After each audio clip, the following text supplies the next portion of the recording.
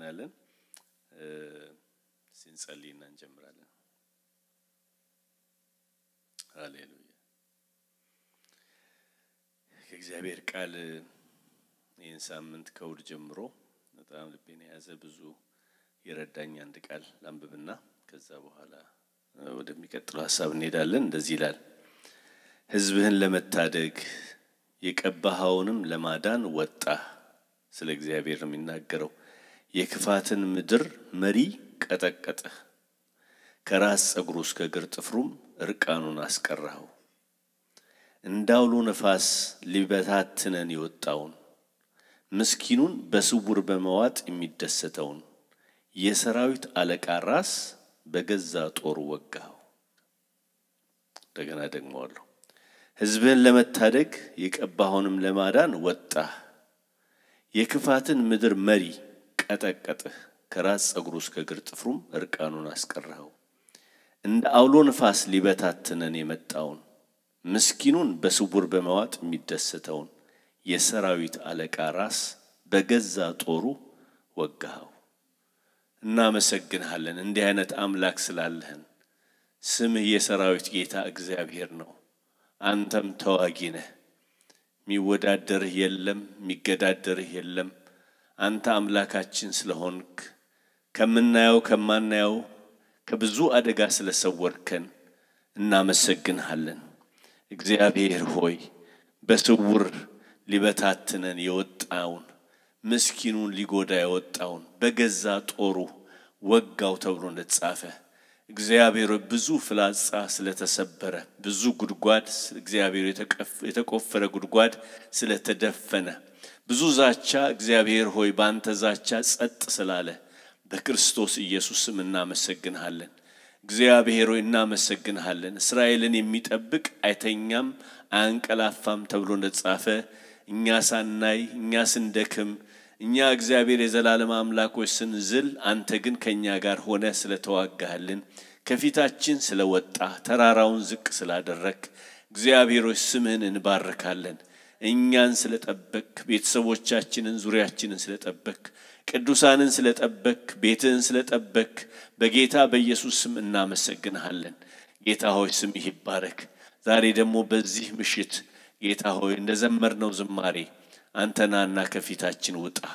ተናገር ጌታ ሆይ አንተ ብቻ ነህ የኛን ልብ ማናገር የምትችል አንተ ብቻ ነህ መርዳት የምትችል አንተ ብቻ ነህ መረዳት የምትችል ስለዚህ ዛሬ በቃልህ አናግረን ልባችንን ጌታ አናገር ለውጠን ጌታ ሆይ ኢያሱ እግዚአብሔር ለኢያሱ እንደሰጠው ትእዛዝ የዚህ ሕግ መጽሐፍ ከአፍ አይለይ ነገር ግን የተጻፈበትን ተጠብቅና ታደርግ ዘንድ ተብሎ እንደጻፈ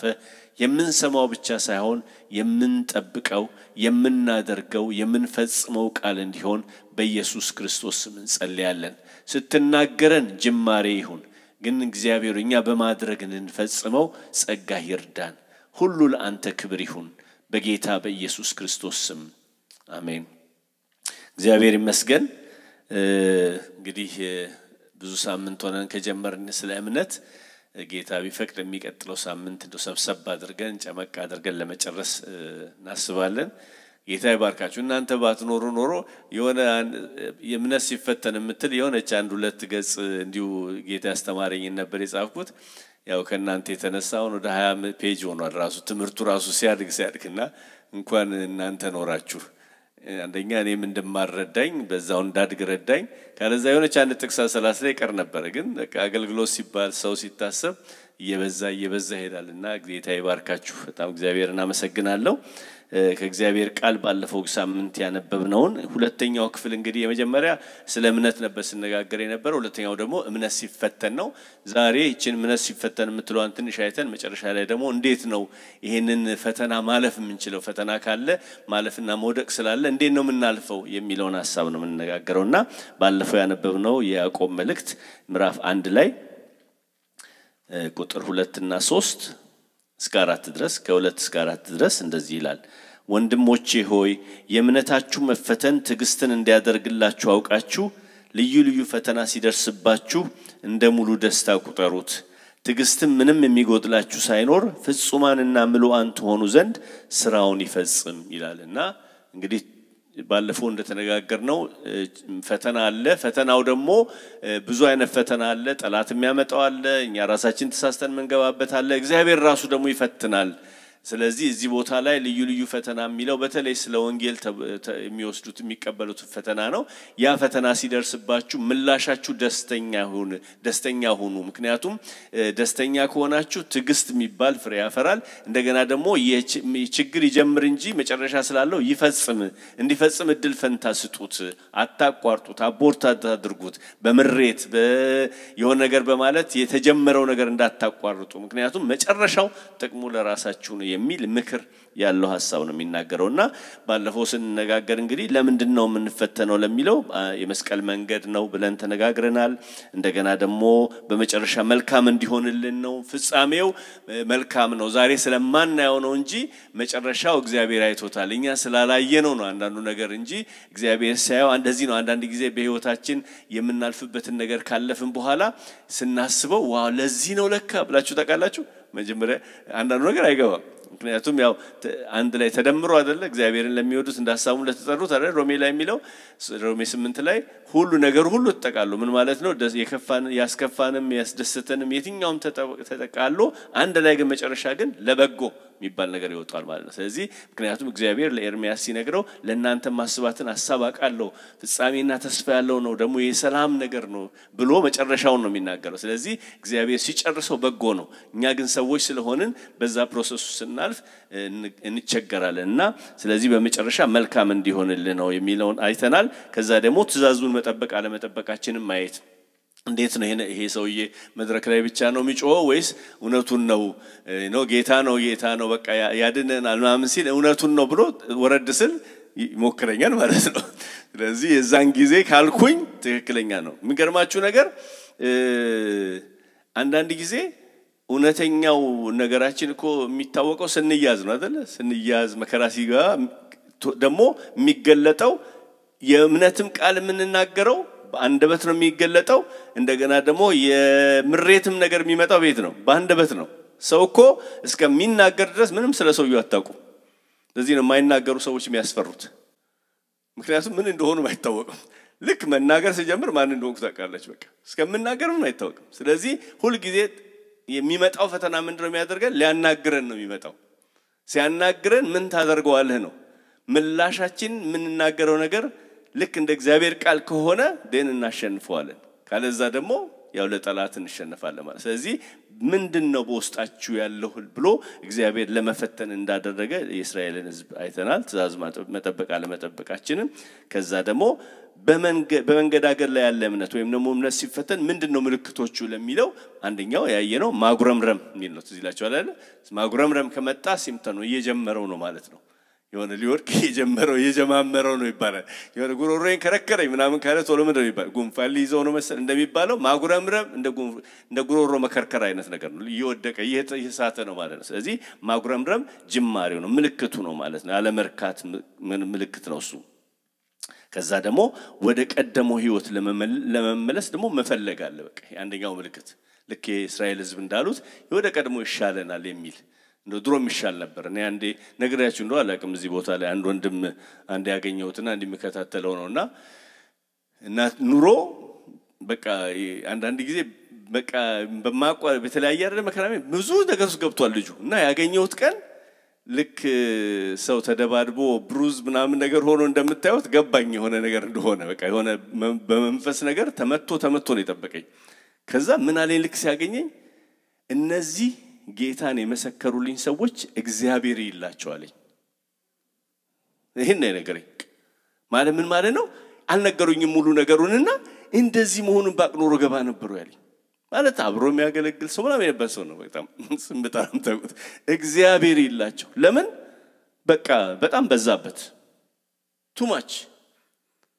ጊዜው ረዘመ የጠበቀው ነገር አልሆነም ምክንያቱም እኔ እዚህ ሀገር ሰዎች ሲመጡ በነገራችን ላይ ብዙ እድል አግኝቻለሁና በጣም ቶሎ ብዬ ማግኘት የምፈልገው እንደምንም ተጣድፌን ምን አይነት ሰው ይመስላችሁ እዚህ ሀገር መተው ሲመጡ አግብተው መተው በአመቱ ይወለዱትን ምክንያቱም አገሩ አዲስ ነው ትዳሩ አዲስ ነው ልጅ እነሱን ቶሎ ማግኘት እንፈልገው ምክንያቱም እነዚህ ሰዎች ቶሎ ካልተደረሰላቸው ብዙ አዳዲስ ነገር ስለመጣ አገር አይደለም ብዙ ነገር ጥሎ ሊሄድ ይችላሉ እና ስታገኙዋቸው ደግሞ እውነት ነው አስቡት ሁሉ ነገር አዲስ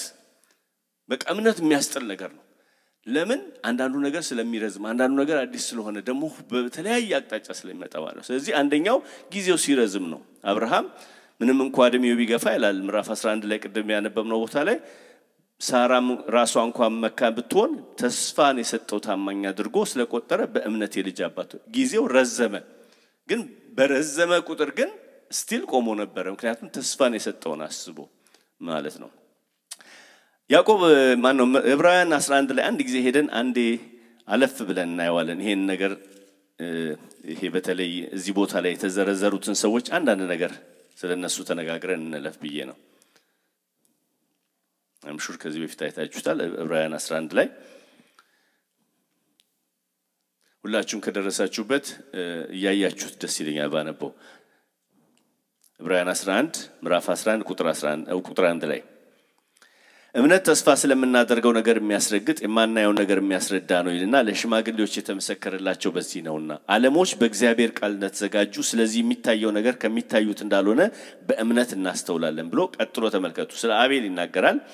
አቤል ከቃየል ይልቅ የሚበልጥን መስዋዕት ለእግዚአብሔር በእምነት ምን አደረገ አቀረበ እምነት ማለት እዚህ ቦታ ላይ እንደሚታየው የበለጠ ነገር የሚያስደርግ ነገር ነው የተጠየቅነውን ሳይሆን ሰው አመነ ሲባል የበለጠ በቃ የተደነቀበት ምክንያት የበለጠ መስዋዕት አደረገ ተቀባይነት የሚገኘው ከተጠየቀው በላይ አደረገ ማለት ነው ማቴዎስ 5:41 ላይ እንደዚህ ይላል አንድ ሰው 1 ኪሎ ሜትር ተኩል የሚያህል ርቀት እንድትሄድ ቢያስገድድህ እጥፉን መንገድ አብረው ሄድ ይላል ከተጠየቀው በላይ ስላደረገ እምነት ይሄን አደረገው አለማመን የተጠየቀውን ነገር ለማድረግ በጣም ከባድ ነው ግን ይሄኛው ግን የተጠየቀውን ሳይሆን ከተጠየቀው በላይ አደረገ ቀጥሎሳ በዚህም እግዚአብሔር ስለስጦታው ሲመሰክር እሱ ጻድቅ እንደሆነ ተመሰከረለት ሞቶም ሳለ በመስዋዕቱ እስካሁን ይናገራል ይልና ስለ ሄኖክ እንለፍና ቀጥሎ ደግሞ ቁጥር 8 ላይ አብርሃም የተባለው ርስት አድርጎ ሊቀበለው ወዳለው ስፍራ ለመውጣት በእምነት ታዞ ምን አደረገ ወጣ ወዴት እንደሚሄድ ሳያቅ ወጣ እምነት ማለት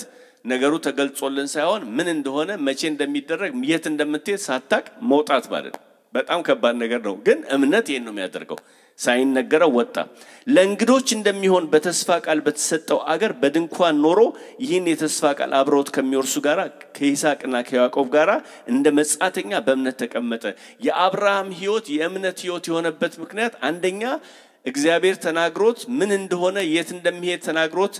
ሳይነግረው መውጣቱ ብቻ ሳይሆን በኖረበት ምድር ላይ መጻተኛ ሆኖ ነው የኖረው በሌላ አነጋገር እንደ ነዋሪ አይደለም የኖረው ባለፈው ስለ እግዚአብሔር መንግስት ስንሰማ እንደነበረው መጻተኛ ሆኖ ሲኖር ሁሉ ጊዜ እዚህ ቦታ ላይ እንደሚኖር አይደለም የኖረው ሰው የእምነት ሰው ሲሆን እዚህ ቦታ እንደሚኖር ይሄ መጨረሻ እንደሆነ አይደለም የኖረው በመንድነው የምታውቁት ኢንቨስት የምናደርገው ጊዜያችንን ገንዘባችንን እያንዳንዱን ነገር የምናደርገውን ነገር ስትመለከቱ ብዙ ነገር ጊዜያችንን የሚፈጀው ብዙ እድሜያችንን የሚፈጀው ጉልበታችንን የሚፈጀው ገንዘባችንን የሚፈጀው ምድራዊ ነገር ከሆነ እንደ መጻተኛ አይደለም እንኖረው ማለት ነው የእምነት ኑሮ አይደለም ሰው ነገ የሚባል ነገር አለ ዘላለም የሚባል ነገር አለ አንድ ቀን በጌታ ፊት ቆማለሁ ብሎ ካለ አብርሃም እንደ መጻተኛ ኖረ ይላል ለዚህ ነው ብልና ዝገት በማያጠፉበት አድርጉ የሚለው ንብረታችሁን ገንዘባችሁን ኢንቨስትመንታችሁን ምክንያቱም እምነት ሰው ሲያምን አማኝ ከሆነ ምድራዊ ነገር ላይ አይያዝም ማለት ነው ምድራዊ ነገር አይበላውም ጉልበታችንን የሚበላን ግድሚያችንን የሚበላው ምድራዊ አይደለም ስለዚህ አብርሃም እንደ መጻተኛ ኖረ ብሎ ይናገራል ቀጥሎስ ቁጥር 11 ላይ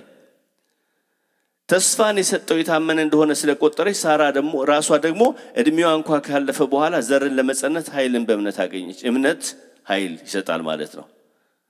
ከዛ ወዳ ቁጥር 13 ላይ እንደዚህ ይላል እነዚህ ሁሉ አምነው ሞቱ የተሰጣቸውን የተስፋ ቃል አላገኙም ዳሩ ግን ከሩቅ ሆነው አዩትና ተሳለሙት በመድሪቱም እንግዶችና መጻተኞች እንዲሆኑ ታመኑ አምነው ሞቱ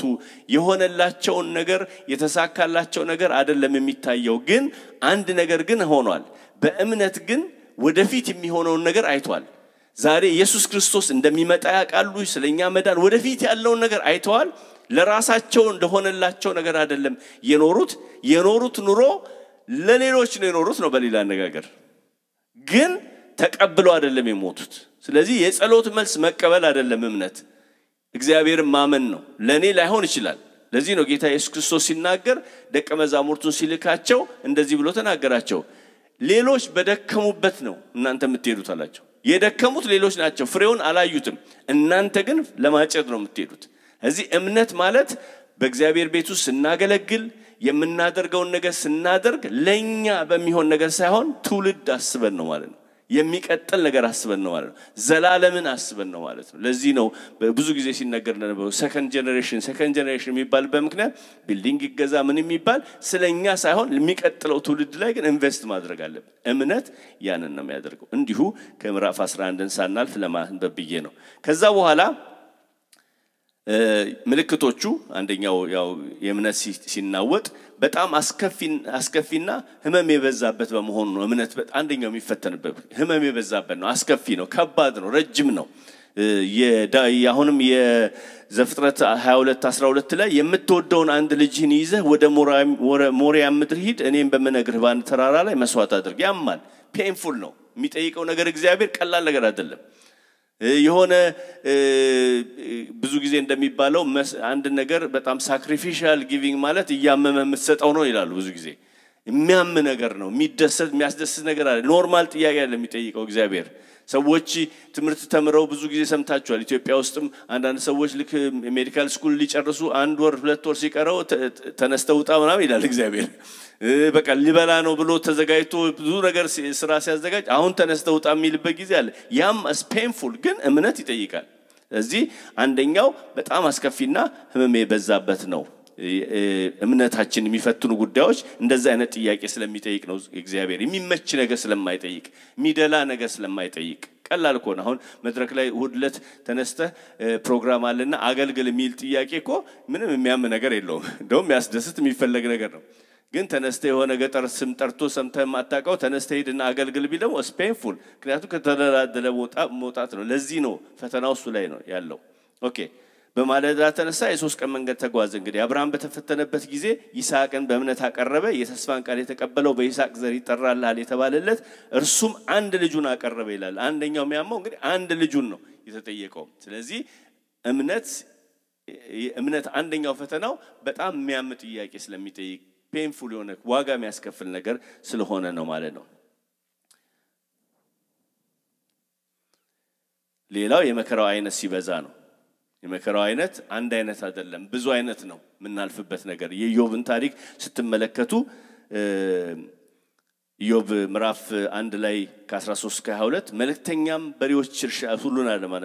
መልእክተኛም በሬዎች እርሻ ያርሱ ባጠገባቸውም አህዮች ይሰማሩ ነበር የሳባም ሰዎች አደጋ ጣሉ ወሰዷቸው ብላቴኖቹን በሰይፍ ስለተገደሉ ሌላው ወጥቶ የእግዚአብሔር እሳት ከሰማይ ወደቀች በጎቹን አቃጠለች ጠባቂዎቹን በላች ሌላው መጥቶ ከለዳውያን በሶስት ረድፍ ተከፍለው በገመሎች ላይ አደጋ ጣሉ ወሰዷቸው ብላቴኖቹን በሰይፍ ተገደሉ እርሱም ገና ሲናገር ሌላው መጥቶ ወንዶችና ሴቶች ልጆች በታላቅ ወንድማቸው ቤት ይበሉና የወይን ጠጅ ይጠጡ ነበር እነሆም አውሎ ንፋስ ከምድር መጥቶ የቤቱን አራቱን ማዕዘን መታው በብላቴኖቹም ላይ ወደቀ አንድ ቀን ወሬ ነው ይሄ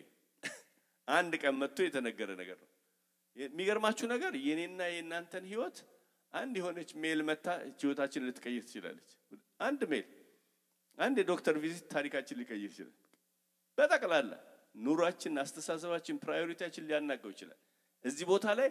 አንድ ጊዜ ግን የሚገርመው ነገር ተመልከቱ ስለ ኢዮብ የተጻፈውን ትንሽ ነገር ልንገራችሁ ነቀፋ የሌለበት ቅን እግዚአብሔርን የሚፈራና ከክፋት የራቀ ሁለተኛ በመድር ላይ እግዚአብሔር ሲመሰክርለት እንደርሱ ነቀፋ የሌለበት ቅን እግዚአብሔርን የሚፈራና ከክፋት የራቀ ሰው የለም የደረሰበት ነገር ካደረገው ጥፋት ሳይሆን ቴስት እርሱ ያለው ሁሉ በእጅ ነው አለው እግዚአብሔር እሱ ራሱን ግን እንዳትነካው ኢዮብ ተነሳ ልብሱን ቀደደ ራሱን ተላጨ በመድር ላይ ተደፍቶ ሰገደ የሚገርማችሁ ነገር ኢዮብ ሰገደ ነው የሚለው ኢዮብ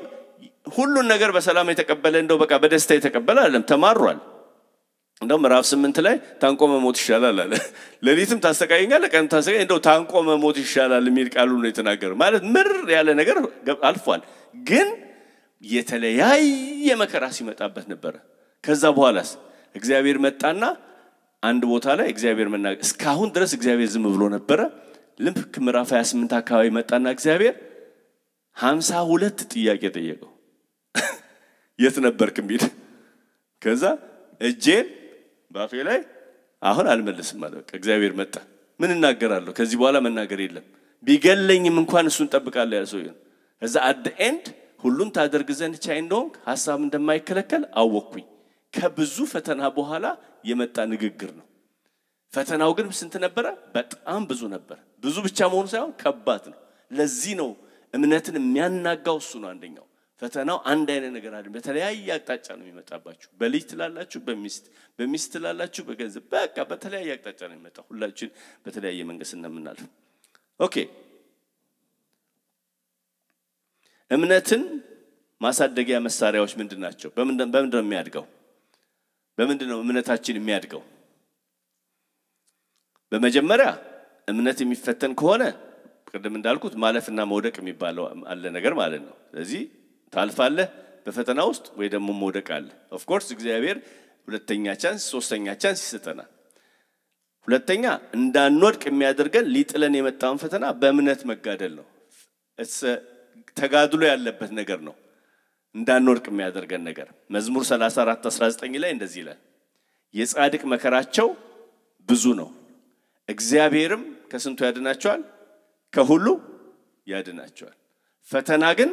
አለ የሚያድን ማን ነው እግዚአብሔር ነው እግዚአብሔር ራሱን ፈትኖ በዛው ጸጋን ሰጥቶ ያድናል ማለት ነው ኦኬ እምነት ማለት እግዚአብሔር ከሁሉም አይነት መከራ ያወጣኛል ብሎ እግዚአብሔር ማመን ማለት ነው ከሁሉም የትኛው መከራ ይምጣ በራሴም ምክንያት ይምጣ ጠላትም ያምጣው ራሱ እግዚአብሔር የሚፈትነኝ ከሁሉ ግን እግዚአብሔር ምን ያደርገኛል ያድነኛል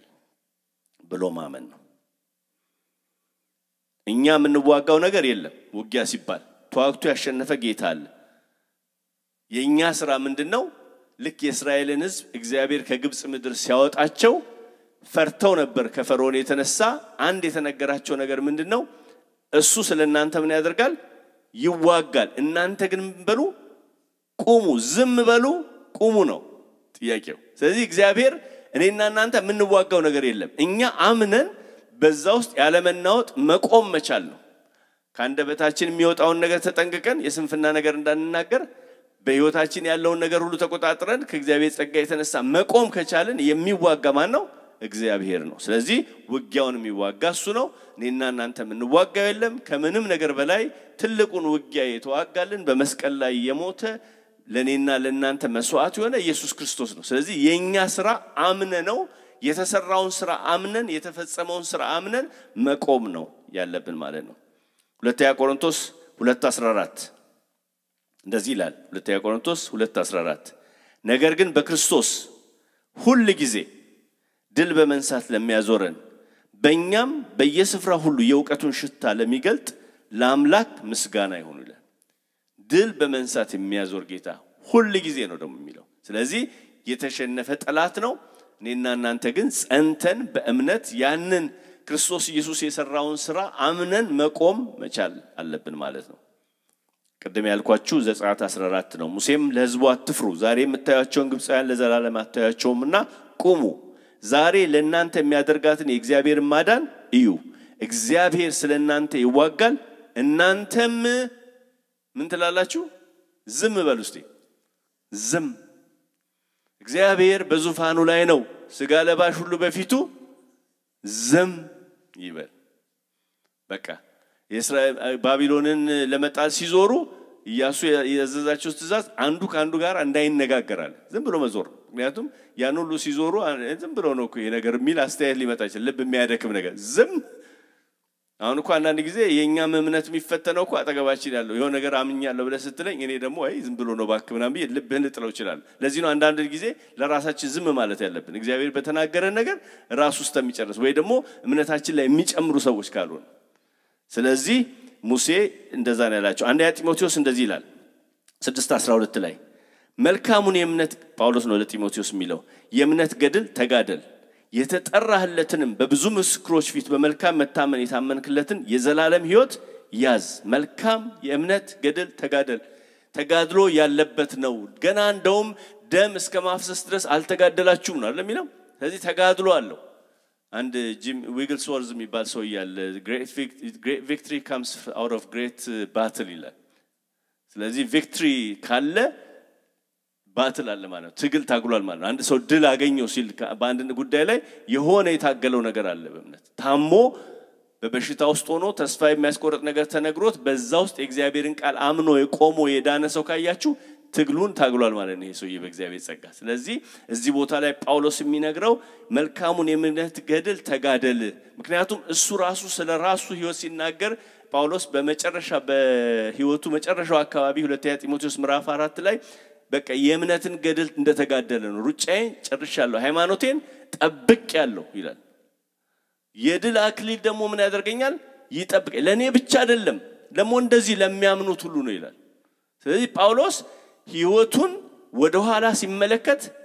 የሚቆጨው ነገር የለም ወደፊት ሲያስብ የሚያስፈራው ነገር የለም ኋላው በድል ነው ፊቱ አክሊል ነው ያለው ለምን መሃል የኖረው ኑሮ በእምነቱ ጉዳይ ላይ ተፈትኖ አልፏል ተጋድያለሁ ስለዚህ አንተም ያንን የእምነት ተጋደል ሌላው በሌላ አባባል ምንድነው እምነት በውስጣችሁ ሲፈጠር የሚመጣ ቀውስ አለ በዛ ውስጥ መጋደል አለ ኖ መጨከን መቆም የሚባል ነገር አለ ምክንያቱም ሊያወጣን የሚፈልግ ጠላት ስላለ ማለት ነው ስለዚህ የእምነት ገድል ይሄ ቋንቋ የስፖርት ቋንቋ ነው የስፖርት ቋንቋ ነው በአብዛኛው እዚህ ቦታ ላይ የሚነገረው ቋንቋ የስፖርት የደሞ አትሌት የሆኑ ሰዎች አይታችሁ እንደሆነ አሪፍ ልብስ ስለለበሱ አይደለም የሚያሸንፉት አሪፍ ልብስ ቢሆን አንዳንድ ጊዜ ይሄ እንትን አመት ሲያልቅ ምናምን በቃ ስፖርት ምናምን ሲጀመር ያኔ ጓደኞች ነበሩኝ ትጥቅ በትጥቅ ይሆናል በሞላ ምንም አንድ ወርም እንኳን አይሰሩም እና ትጥቅ ምንም ነገር አያደርግም እዚህ ቦታ ላይ ግን የለበሰ ትጥቅ ልክ በስፖርት ውድድር ስለሆነ ለማሸነፍ አሁን ተመልከቱ ኤፌሶን ምዕራፍ 6 ላይ ሄዳችሁ ብትመለከቱ ባለፈው ጊዜ ስንሰማው የነበረው ቃል ነው ኤፌሶን ምዕራፍ 6 እዚህ ቦታ ላይ በሞላ የመከላከያ ነው መሳሪያው ጋሻ አለ የእውነት ቀበቶ አለ የሰይፍ ነው ማጥቂያ ብቻ የሆነው እንደገና ደግሞ የእምነት ቁር አለ ጥሩር አለ የጽድቅ እንደገና ደግሞ የወንጌል ጫማ አለ ትጥቅ በትጥቅ ነው ምንም ያልተሸፈነ ነገር የለም ለምን ይሄ ደግሞ የራሳችን አይደለም የእግዚአብሔር ዕቃ ጦር ነው የሚባለው ለምንድነው የምንሸፈንበት ምክንያት ጠላት አንድ ነገር ነው የሚፈልግ እምነታችንን ለማጥቃት ስለሚፈልግ እና አሁን በስፖርት ላይ አይታችሁ እንደሆነ የሚገርማችሁ ነገር ብዙ ጊዜ ጠላት የሚያጠቃን መቼ መሰላችሁ በጣም በመንፈሳዊ ሕይወት ተደላድለን በቃ ምንም የማንሆን አንዳንድ ጊዜ ሆነ የደረስን የሚመስለን ነገር ሪላክስ የምናደርግበት ነገር አለ የዛን ጊዜ ነው የሚያገኘን በሌላ አነጋገር ምን ማለት ነው ለቦክስ ሊወዳደር የገባ ሰው ፊቱን ሳይሸፍን በቃ ተዘላክቶ እንደዚህ እንደማለት ማለት የዛን ጊዜ ነው የሚያገኘን የሚገርማችሁ እኛ ስራ ላይ እኔና ፓስተር የምንሰራው ባስነዳ አክሲደንት የመጨረሻ ብዙ አክሲደንት የሚኖረው በጣም ስሎ ራውቶች ላይ ነው እንደውም አንድ አመት ላይ በጣም ብዙ አክሲደንት ያለው እዛው ሳይወጡ ነው ጋራጅ ውስጥ ለምን የሚታሰበው አክሲደንት የሚሆነው ፍሪዌይ ላይ ስትነዳ ምናምን ትራፊክ ነው እዚህኛው ላይ በጣም ሪላክስ ስለሚያደርጉ እዛው ገና ሳይወጡ አክሲደንት በአክሲደንት ብዙ ጊዜ ጠላት የሚያገኘን በጣም የተደላደልን ቀን ነው ለዚህ ነው ንቁ የሚለው በሃይማኖት ጽኑ ንቁ መንቃት ያስፈልጋል ሁሉ ጊዜ አዌር መሆን አለበት ምክንያቱም ዲያብሎስ እኮ የሚውጣውን ፈልጎ ይዞራል ነው እንዳንበሳ ምን ማለት ነው የሆነ አንድ ሪላክስ ያደረክበትን ቀን ያገኛል ማለት ነው ስለዚህ እኛ እንደ ወታደር ነን ሁሉ ጊዜ ይሄ ትጥቅ ሁሉ ጊዜ መኖር ያለበት ነገር ነው ይሄ እንዲ በውጭ እንዳለው ልብስ የማታ ልብስና የቀን ልብስ የሚባል ነገር አይደለም ሁሉ ጊዜ የሚለበስ ልብስ ነው የሆነ ሰዓት ላይ የሚወልቅ የሚደረግ ሳይሆን ይሄ ከሌለን ጠላት ያገኘናል ምንድነው የሚፈልገው ጠላት እምነታችንን ስለዚህ ሁሉ ጊዜ መልበስ አለብን የምንዋጋበትን ቃሉን ሰጥቶናል ስሙን ሰጥቶናል የኛ ስራ የተሰጠን የውጊያ ትጥቅ መልበስ ብቻ ነው አንደኛ ይሄን ነገር ማለፍ የምንችልበት ጸሎት ነው የጸሎት ህይወታችን እምነታችንን የምንጠብቅበት ነው ሉቃስ 22:40 ላይ ጌታ ኢየሱስ ክርስቶስ ወደ ፈተና እንዳትገቡ ጸልዩ አላቸው የተመላለስ ሁለት ጊዜ ነው ያላቸው ተመልሶ ሲመጣ አሁንም ተኝተዋል ስለዚህ ምን ነበር የሚላቸው ነበር ጸልዩ ለምን ወደ ፈተና እንዳትገቡ ስለዚህ አንዱ ከዚህ ከፈተና ምናልፍበት ወይም ደግሞ በእምነታችንን ጠብቀን ምንጸልይበት ህይወት የጸሎት ህይወት ይባላል በጣም በመንፈሳዊ ህይወታችን እርካታ ያገኘንበት ቀን እንቀድም እንዳልኳችሁ ነው ዮሐንስ ወንጌል 10:10 ላይ ምን ይላል ሌባው ሊሰርቅ ሊገድልና ሊያጠፋ ብቻ ይመጣል ለምንድነው ማታ የሚመጣው ሌባ የዛን ሰዓት እንደውም ይባላል እኛ ሀገር 3 PM ማለት 3 AM ማለት የመጨረሻ ሰው ድብን ብሎ ሚተኛበት እንደ ሞት አይነት ነው አሉ ያ ሰዓት ነው የሚገባው ለምን የተኛንባትን ሰዓት ነው የሚፈልገው ልክ እንደዛው በመንፈሳዊ ህይወት ሌባው ሊሰርቅና ሊያጠፋ ይመጣል ለምንድነው መቼ ነው የሚመጣው እኛ የተረጋጋንበት የተኛንበት ቀን ያልነቃንበት ቀን መንፈሳዊ ህይወታችን የተበለሻሸበትን ቀን ይፈልገዋል ያለበስንበትን ቀን ያውቀዋል ስለዚህ ጸሎት በጣም አስፈላጊ ነው ማለት ነው አንደኛ ጴጥሮስ ምዕራፍ 5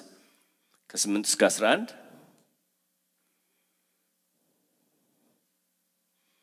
እንደዚህ ይላል ራሳችሁን የምትገዙ ሁኑ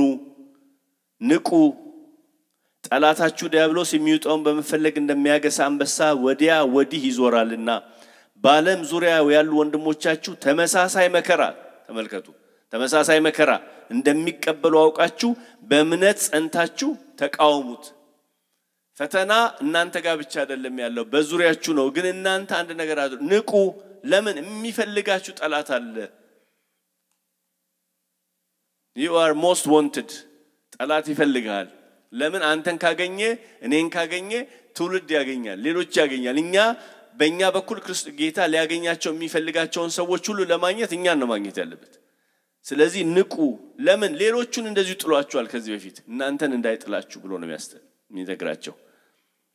መዝሙር 13 ከ3 እስከ 4 ላይ እንደዚህ የሚል ቃል አለ የሚያስጨንቁኝም እኔ ብናወጥ ደስ እንዳይላቸው ለሞት እንዳልተኛ አይኖቼን አብራ በዚህም ጠላቴ አሸነፍኩ እንዳይል ባላጋራዎቼም በውድቀቴ ደስ እንዳይላቸው እርዳኝ እንዳልተኛ አይኖቼን አብራ መዝሙር 13:3-4 ላይ መንቃት መተኛት የሚለው ሐሳብ ፊዚካሊ የመተኛ ነገር ሳይሆን መጽሐፍ ቅዱስ የሚናገረው ስለ መንፈሳዊ መተኛት ነው መንቃት ደግሞ የጸሎት ህይወት ነው በነገራችን ላይ ሄዳችሁ ኢሳይያስ 51 እና 52ን ስታነቡ ኢሳይያስ 51 ላይ የእስራኤል ህዝብ ምን ይለዋል እግዚአብሔርን ተነስ የእግዚአብሔር ክንዶይ ተነስ ያልተኛውን ይቀሰቅሳሉ 52 ላይ መጣና ተነሺ ጽዮን ተነሺ እናንተ ናችሁ የተኛችሁት እስራኤልን የሚጠብቅ አይተኛ ማይንቀላፋ ተነሱ ማለት ጸሎት ነው ስለዚህ እኛ ከነቃን ከዛ በኋላ የተዘረዘረውን ሄዳችሁ ብታነቡ ይገርማል እኛ መንቃት ነው ያለብን ለምንድን ነው የምንነቃው ጸሎት ነው አንደኛ የመንቃታችን ምልክት ስለዚህ መጸለይ በጣም አስፈላጊ ነው በጸሎት የደከምን ቀን ጠላት ብዙ ነገር የሚሰራበት ጊዜ ስለሆነ በክርስቶስ ኢየሱስ ወደ ዘላለም ክብሩ የጠራችሁ የጸጋ ሁሉ አምላክ ለጥቂት ጊዜ መከራ ከተቀበላችሁ በኋላ እርሱ ራሱ መልሶ ያበረታችኋል አጽንቶ ያቆማችኋል ኃይል ከዘላለም እስከ ዘላለም ለእርሱ ይሁን ይላል ጥቂት ጊዜ ከተቀበላችሁ በኋላ እሱ ራሱ ያጸናችኋል ግን ጥቂት የምትባል ጊዜ አለች እሷን ጊዜ ግን ጸንቶ መቆም ያስፈልጋል ለዛ ደግሞ ጸሎት በጣም ወሳኝ ነው ማለት ነው ሌላው እግዚአብሔር ቃል ነው በእምነት እንድንዘልቅ የሚያደርገን ስንነጋገር ሲላችኋል ራሱ እምነት የጀመረው ከእግዚአብሔር ቃል ነው እንደገና ደግሞ በዛው በእግዚአብሔር ቃሉ ስንቆይ የዛን ጊዜ እምነታችን እያደገ ይሄዳል ማለት ነው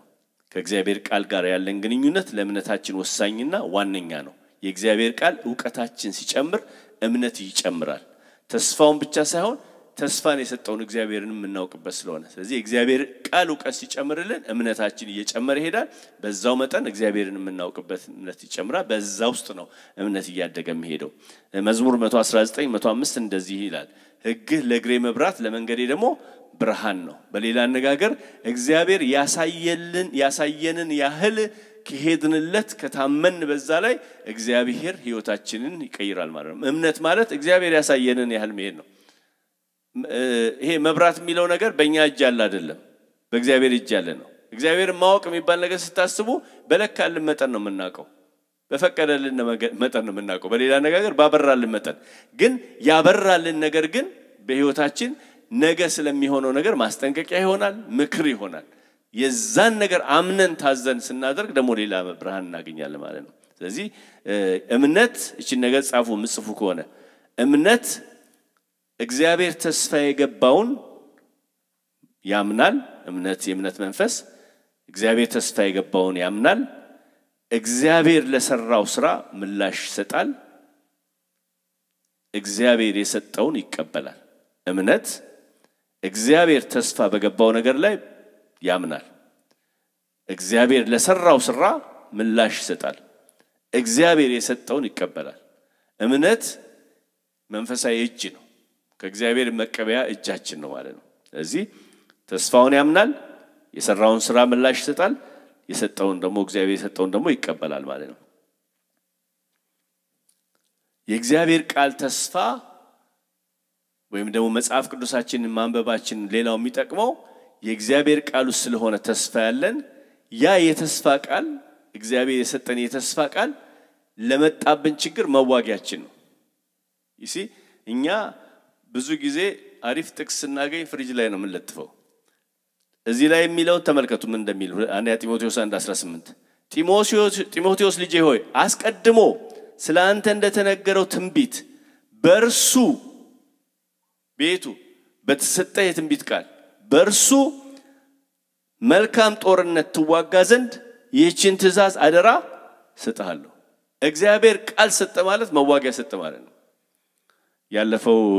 ያለፈው ሁድ ምን ሆንኩኝ ሁለት ምስክርነት ከዚህ ውስጥ እንባቆምን ነበር አይደል ጳስቲፍ የሚያስተምር የነበረው እንባቆምን ያስተማረ ምዕራፍ 3 ላይ ሲደርስ የሆነ ነገር ያነበበ አንድ ቦታ ላይ የሆነ ራሱ ስዊች ሳደርጋየሁት ማለት እኔ ቀረሁኝ የሆነ ቦታ ከዛ ወዲያ ምን የተነገረው እስከማልሰማ ልክ ያየሁት ቃሉን አላመንኩኝም ራሱ ደግሞ አዲሱን ትርጉም ስለማነብ ስታክ አደረኩና በጣም የሚገርም ቃል ነው እሁድ ነው እንግዲህ ይሄ ቀደም ያነበብኩላችሁ ቃል እንዳውሎ ነፋስ ሊበታተነን የመጣውን ምስኪኑን በስውር በመዋጥ የሚደሰተውን የሰራዊት አለቃ በገዛ ጦሩ ወጋ የሚለው ቃል ቀረው ዛጋ በቃ እና ቤቴ ገብቼ ማስበው ነው እሱ ነው ሁድለት ምንም ምለው ከዛ በኋላ አንድ ነገር ቶሎ በደንብ እናንተ ውስጥ ሳይገባ ለሰው መላክ ራሱ ለራሴ ብቻ ደስ ስላለኝ ላኩ እና ከዛ ሰኞ ዕለት ጧት ተነስቼ ስራ ምናምን ሲጀምር አይለኛ አታክ መንፈሳዊ አታክ በቃ የሚገርም አይነት እና ይሄ መንፈሳዊ ዓለም እውን ነው ወይስ ታውቁታላችሁ አይደል ገባኝ በቃ ጠላት እንደፈለገኝ ገባኝ በቃ ይለኛል አይምሮዬ ምናምን ከዛ በኋላ ማክሰኞ ነጋ እንደዛው አለፈ ምንም ይሄ ጥቅስ ምንም አልተዝም አላለኝ ማክሰኞ ዕለት ጧት ማለዳ ጸሎት አለ ጸሎት ላይ ምናምን እየተጸለየ እዛ ቦታ ላይ የሚናገረው ሰው እንደው እግዚአብሔርን ስለመስማት ሰምቶ ደግሞ አክት በሰማነው ነገር ላይ ከዛ ልክ ዘጋጋውና እሱ ትዝ ሲለኝ ምንድነው የሰማሁት ላስት ታይም ስለ ይሄ እና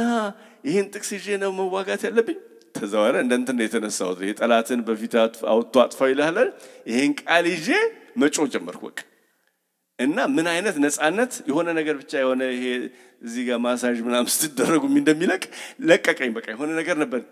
ሊያጠቃኝ በደንብ ሊጥለኝ የመጣ ጠላት ነው ገባኝ ግን በዚህ ቃል ይሄ ቃል አንደኛ ጢሞቴዎስ ትዛለኝ ደስተ ህዛዋለ ይሄ ቃል የሚገርም አይነት ነገር እግዚአብሔር ነፃ አወጣኝ በቃ ወዲያው እና ከላኩላችሁ ሰዎች አንዱ ሰው ከሳኖዜ ያለ ወንድም የጓደኛዬ ነው ስትልክልኝ አለኝ አየሁትና ጥቅሱን ልከልኝ ስለማታቅ ለመጀመሪያ ጊዜ ነው ገና አንድ አመት ነው ከኢትዮጵያ ሙቭ አድርጎ እዚህ ነበር ሄዶ እንደገና እና ገርሞኛል አላነበብኩትም አለበለም ከዛ አንድ ጓደኛዬ ደወለና ልጄ እስር ቤት ገባብኝ እና ቤል ደግሞ የሚከፈል ነበረት ከፍዬ እሱንም ከፍዬ አላስወጣም አሉኝ ብሎ ስብርብር ብሎ ደወለልኛል እስቲ መጣው ብዬ ልጸልይለት አልኩና ልክ ልጸልይለት ስል ይሄ ጥቅስ ትዛልኛል አልኩና ይሄ ጥቅስ ይዤ በእምነት መናገር ይወጣል ልጁ ምናምን ሪፈንድ ያገኛል ምናምን ብዬ ብቻ ጮሄ ወጣው አለ ከ6 ሰዓት በኋላ ደውሎልኝ ልጁም መጣ ብሩንም ሪፈንድ አደረጉኝ ሁለቱንም መለሱልኝ አለና as powerful የእግዚአብሔር ቃል ይገርማቸዋል እኛ አምነን ጸንተን ከቆምን በሱ ላይ የመጨረሻ የሰጠን ቃል መዋጊያ ነው እንጂ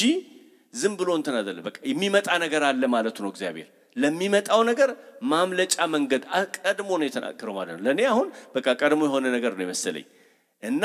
እዚህ ቦታ ላይ የእግዚአብሔርን ቃል ማወቃችን እምነታችንን ይጨምራል እንደገና ደግሞ ቀድም እንደሰማነው ኤፌሶን 6 ላይ የመዋጊያ መሳሪያዎች የተባሉት በሞላ ቃሉ ነው በሞላ እዛ ቦታ ላይ ሌላ ነገር የለም ሰይፉን በሉት ጋሻውን በሉት ሁሉ ቃል ነው እዚህ ቃል መዋጊያ ነው ማለት ለሚመጣብን ነገር ልጆቻችንን እናስጥላለን ትዳራችንን እናስጥላለን አገልግሎታችንን እናስጥላለን ማስጣያ እሱ ነው የእግዚአብሔርን ቃል እስካልተናገርን ድረስ ምንም የሚሆን ነገር የለም እኛ መናገር አለብን ለዚህ ነው አመንኩ ስለዚህም ተናገርኩ የሚለው ስንናገር ነው ስራ መስራት የሚጀምረው በራሱ የእግዚአብሔር ቃል የሚሰራ ነው ግን እኛ አምነን መናገር ስንጀምር ግን የእግዚአብሔር በዛ ውስጥ ስራ ይሰራል ማለት ነው ስለዚህ የእግዚአብሔርን ቃል በጣም ማሰላሰላችንም ማወቃችንም በውስጣችን በጣም አስፈላጊ ነው ከእግዚአብሔር ቃልና ከግል ህይወታችን ቀድሞ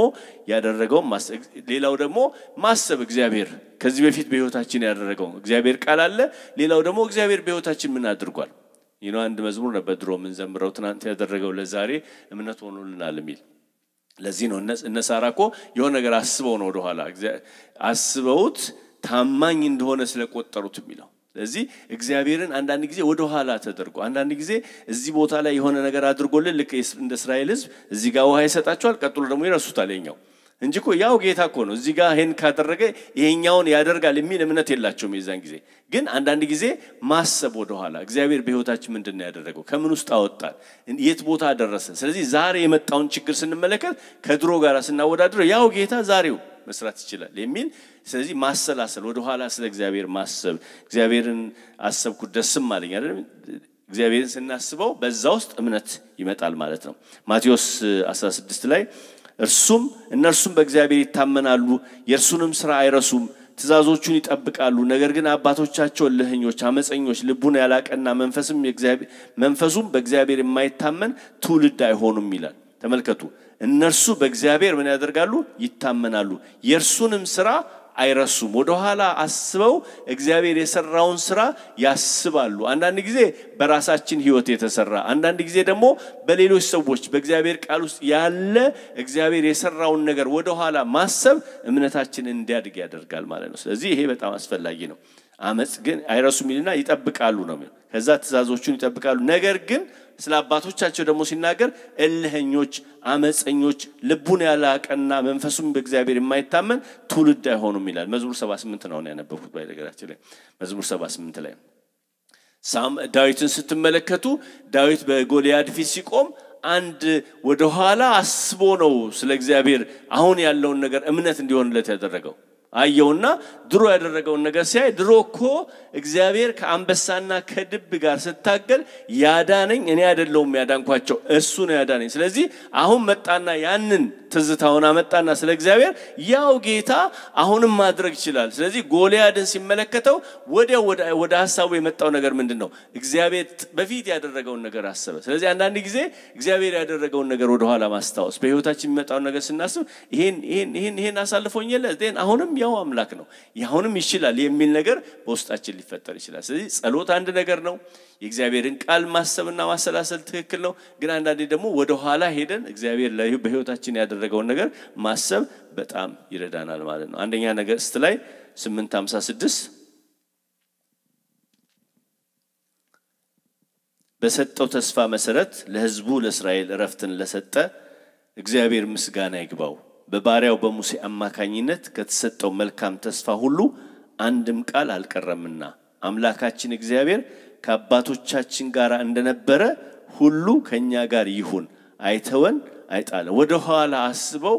ለአባቶቻቸው ያደረገውን በፊት ያደረገውን ነገር አስበው ነው ሚጽናኑ ስለዚህ እግዚአብሔርን አንዳንድ ጊዜ ወደ ኋላ ያያሰብን ቃሉን ስናሰላስል ልክ ጢሞቴዎስ ላይ እንደሚናገረው ጢሞቴዎስ ላይ የእግዚአብሔር መንፈስ ያለበት መጽሐፍ ሁሉ ለትምህርት ተጻፈ አይደለም ትምህርት ምን ማለት ነው ለነሱ ያደረገውን ነገር አይተን እግዚአብሔር ያንኑ ታሪክ ይደግማል የግድ ሌላ አይነት ጥቅስ መፈለግ የለብንም ስለዚህ ወደ ኋላ ያያሰብን የእግዚአብሔርን ተአምራት ማሰብ በጣም አስፈላጊ ነው ማለት ነው በህይወታችን የሚመጣው ፈተና አንዱ ጥያቄው ምን ያህል እግዚአብሔርን ታምናለህ ወይም ታምኛለሽ ነው ምክንያቱም በእግዚአብሔር ማመን ማለት በህይወታችን ፈተና አያጋጥመንም ማለት ሳይሆን በዛ ውስጥ እግዚአብሔር ለፈተናው መውጫ ያዘጋጃል ብሎ ማመን ነው ማለት ነው ጌታ ቢፈቅድ የሚቀጥለው ሳምንት ሰመራይዝ አድርጌ ከስካውን ድረስ የተናገርኩበትን ዋና ዋና ሐሳብ እንደገና እንደሞ ረገጥ አድርጌ መናገር ያለብኝን እሱን አያለው እግዚአብሔር የተመሰገነ ይሁን እንግዲህ የእምነት ነገር አንድ ጊዜ ከተለማመድ ነው በጣም ፓወርፉል የሆነ ነገር ነው ህይወታችንን የሚለውጥ ነገር ነው መንፈስ ነው የእግዚአብሔር መንፈስ በውስጣችን ዝም ብሎ እንደዚህ ምን እናገረው አይደለም በእግዚአብሔር ፊት በቆየን ቁጥር የእግዚአብሔርን ቃል ባሰላሰለን ቁጥር በውስጣችን የሚፈጠር ነገር ነው ይሄ ግን ከሪሌሽንሺፕ የሚጀምር ነገር ነው ስለዚህ የመጀመሪያው ቁልፉ ነገር ከእግዚአብሔር ጋር ያለን ሪሌሽንሺፕ በጸሎት እንደገና የእግዚአብሔርን ቃል በማንበብ በዛ ውስጥ እግዚአብሔር ይናገረናል የትኛውም በህይወታችን የሚመጣው ፈተና መውጫ አለው መውጫው ደግሞ የእግዚአብሔር ቃል ነው ሌላ ነገር የለውም ስለዚህ ለዚህ ነው እግዚአብሔርን ቃል ሁሉ ጊዜ ማሰላሰል ያለብን በዚህ ውስጥ ነው ስለዚህ ይሄ ሰይፍ ነው በራሱ ይሄ ጋሻ ነው በራሱ ይሄ ቀበቶ ነው የትኛውንም ነገር የሚሆነው የእግዚአብሔር ቃል ነው ስለዚህ ይሄ መውጫችን ነው ማለት ነው ስለዚህ ይሄን ይዘን አንዳንድ ጊዜ አይታችሁ እንደሆነ እኔ ይገርመኛል ከተማ ውስጥ ምናምን ሳይ ሞተር ሳይክል የሚነዱ ሰዎች አሪፍ ሄልሜት እዚህ ጋር አድርገው ይነዳሉ እና እኔ አንዳንዴ አሁን የሰውዬ ጊዜ ላይ አድርገውና ቢገለበጥና ጭንቅላቱ ነገር ሆኖ የሆነ ነገር ቢሆን ሄልሜት አስቀምጦ እንዴት ሰው ይገለበጥ እንትን ይላል ምንድነው ስራው ሄልሜቱ እዚህ ጋር ነው አይደል እንዴ ስለዚህ የእግዚአብሔር ቃል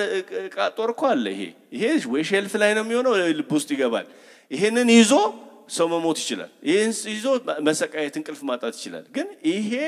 ማድረግ ስንጀምር ይሄን መስራት ስንጀምር በህይወታችን መጠቀም ስንጀምር ይገርማቸዋል ከብዙ አደጋ ጌታ ያድነናል በዚህ ውስጥና ይሄ በጣም አስፈላጊ ነው ተነስተን ቆመን እንጸልያለን ሃሌሉያ